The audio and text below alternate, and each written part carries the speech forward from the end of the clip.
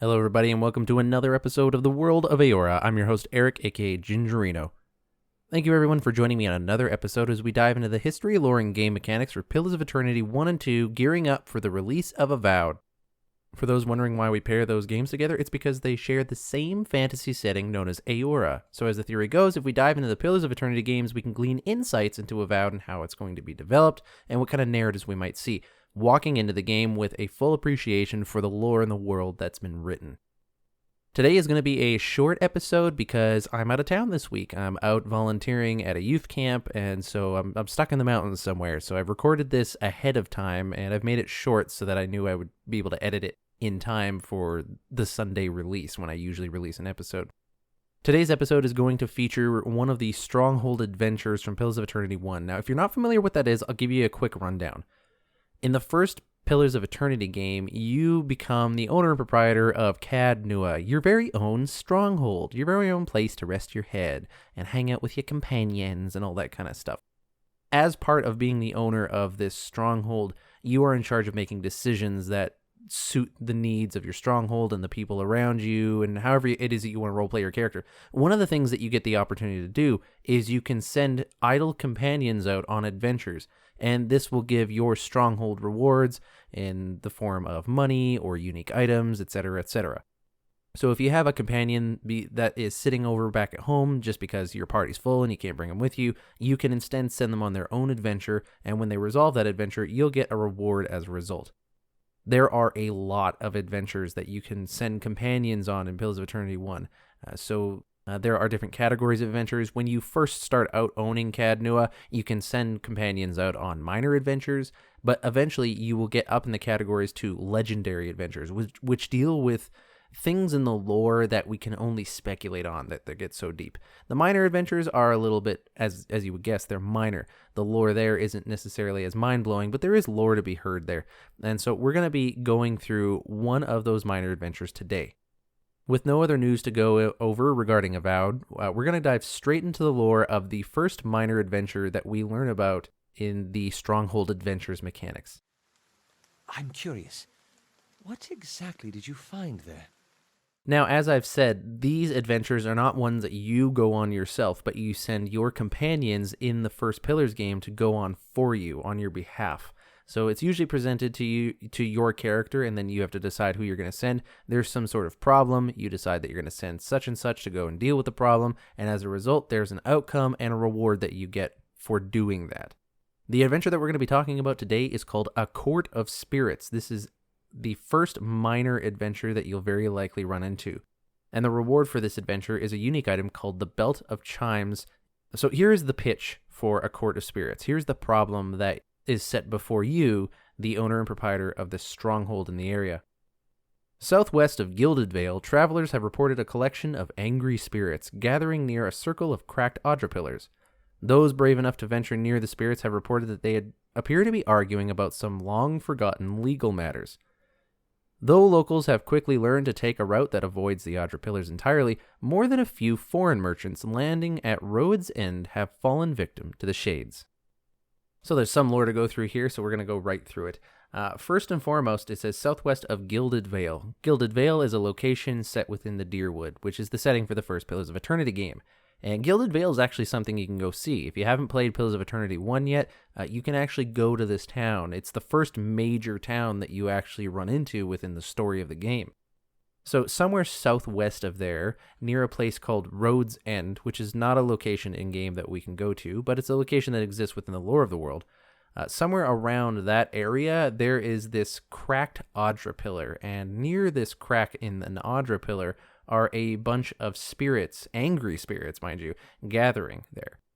So a couple things to go over. Adra pillars, if you haven't heard about them before on this show, I talk about them a lot. They are this unique kind of gemstone that exists within the world. They typically look kind of like a muted green color. I often compare them to like a jade gemstone kind of thing.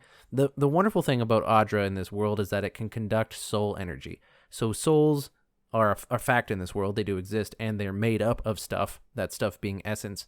And essence, the stuff souls are made of, can go into and through Adra, kind of like electricity through copper wire. And so they're a very unique and interesting resource and gemstone in this world. And so this circle of cracked Adra pillars, if the Adra is cracked, then I suppose within the logic of the lore, that means that some of the essence, some of that spiritual energy could seep out of there. And that might be where these angry spirits are coming from. Now, at the end of this little blurb, they call the spirits shades, which very likely refers to an actual enemy in the game called a shade, otherwise known as shadows. So these are creatures, they're ghostly-like creatures. They kind of appear like inky blackness just floating around in the air. They're bad ghosty is what they are, let's be honest. You can go into the lore for them. I'm not going to read everything because there's actually 3 paragraphs worth of lore on this basic creature. But here we are. Shadows are created when creatures with heavily fractured souls die without re-entering the cycle of rebirth. Because these souls are damaged, they drain essence from other creatures in a futile attempt to repair themselves. The more essence they steal, the more powerful and dangerous shadows become. As they devour essence, they pick up pieces of corporeal matter, giving them a visible, if distinct, form. Luckily, shadows can only draw a small bit of spiritual energy from souls still attached to a body or bound to an object.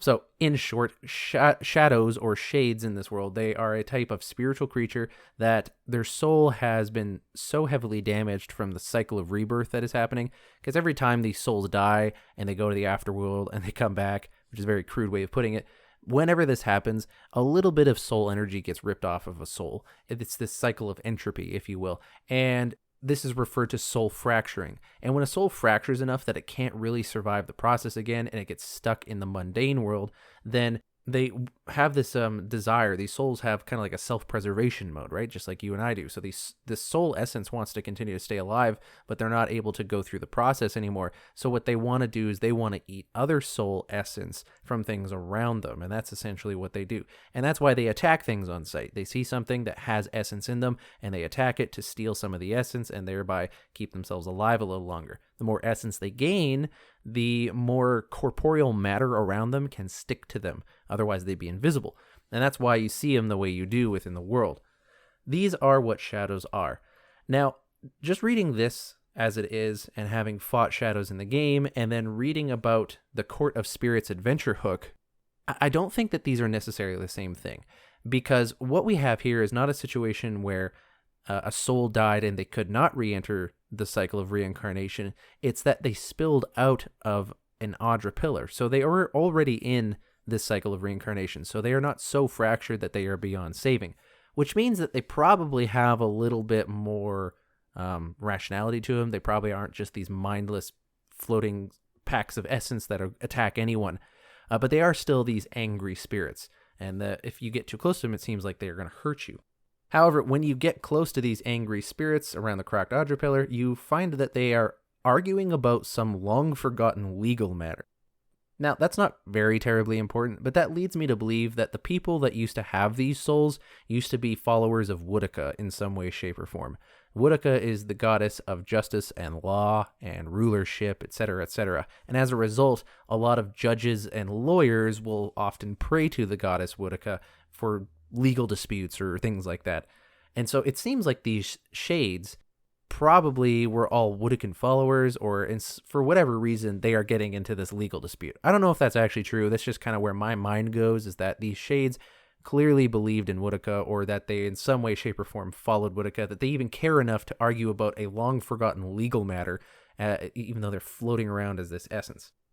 So that's the pitch for what's going on. And by the way, if you are out there at all and you're playing a Pillars of Eternity tabletop role-playing game, perhaps you're playing the alpha version of that tabletop game from Obsidian's website, which you can get for free, by the way, or if you found a way to play in, say, like Dungeons & Dragons 5th edition, whether it's a conversion or you're just brute forcing it, these adventures are actually really great for setting up little adventures. This is a small one. This is a good introductory one.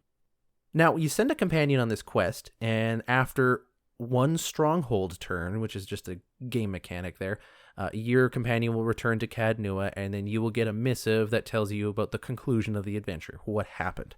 And the adventure will always go the same way. It'll always result in the same ending, so it doesn't matter who you send. But this is what's going to happen.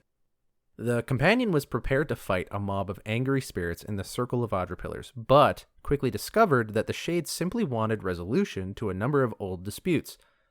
Surprisingly cognizant for spirits, the shades presented their cases over several long hours. companion acted as a group's arbiter, handing down decisions and putting the spirits to rest. After the last pair of bickering shades faded into the beyond, capital B beyond, your companion discovered the remains of previous trespassers, including a fine belt of meditative chimes on the belt of an unfortunate monk. And that's where you get the belt of chimes from, this unique item as a reward for completing this adventure. So it seems like whoever companion you send, they're ready to just destroy this angry spirit mob, but instead discovered that all they really want is they want an answer to this legal dispute that they have. And so over the course of several hours, the companion talks with them, reasons with them, and they get them to reach a conclusion. And one by one, the shades move on. I guess they must re-enter into the Adra pillar and continue in the cycle of reincarnation. It says here that they go into the beyond, which is basically the afterlife. It's where souls go after a body dies. So it seems like that's how it works. We read in this paragraph here that they're surprisingly cognizant for spirits. And again, I think that's because they aren't like normal shades, which have undergone soul deterioration to a point where they can no longer go into reincarnation. So they're kind of already cognizantly deteriorated in the first place. But these ones, they just came out of an Adra pillar. So they were relatively fine for souls. They were relatively intact, which is why you could probably talk with them and actually reason with them. This actually brings up a cool idea within the lore that if you have a strong enough spirit that's just wandering around, you can actually engage with it and talk with it. And that'd be an interesting mechanic to bring forward in a tabletop role-playing game. Over the case of several hours, they make their cases, which, it's not the typical kind of adventure you'd want to play if you're doing something like Dungeons and Dragons. But if you have a bunch of players who are more into role-playing or puzzle solving than, say, combat, this is actually a good one to get into. And it also tests their knowledge on the world if you've given them a lot of information to chew on. We don't know the monk that used to own these belt of chimes. If you look into the description for it, you can read it as a belt of meditative chimes that were once owned by a monk unfortunate enough to wander into a mob of angry spirits southwest of Gilded Vale. You recover the belt after helping the spirits resolve their old disputes and putting them to rest. The belt itself is very noisy, so it actually hurts your stealth, so don't put it on a character if you want to be stealthy. But it gives you better concentration, which helps you with your magic abilities if you're trying to hold them and when you get hit in combat. So there you go. Now, this almost certainly has nothing to do with Avowed, so I'm not even going to include that section on today's episode. This episode, as I've said before, is just here to fill in the space as I'm out for the week, and I hope you guys enjoyed it. I actually look forward to going through these adventures a little bit more. There are some legendary adventures that get into some real crazy stuff, including people trying to figure out whether or not you can use Adra pillars for teleportation, which we also see in-game from Pillars of Eternity 2. It's a really interesting idea. There's so many cool things that come from it. So hopefully we can do more episodes on this stuff. But for now, this is a good filler episode. If you liked today's episode, thanks for listening. I really enjoyed making it. If you want to send me an email about anything, you can reach me worldofeora@gmail.com. And consider following me on Twitter @worldofeora if you want to hear more news about the show. Thanks for everyone for listening to this episode on the minor adventure, A Court of Spirits, one of the Stronghold Adventures that you can send a companion on from Pillars of Eternity 1. I hope you all having a good week. I've been your host, Eric, aka Gingerino, and I'll see you guys next time.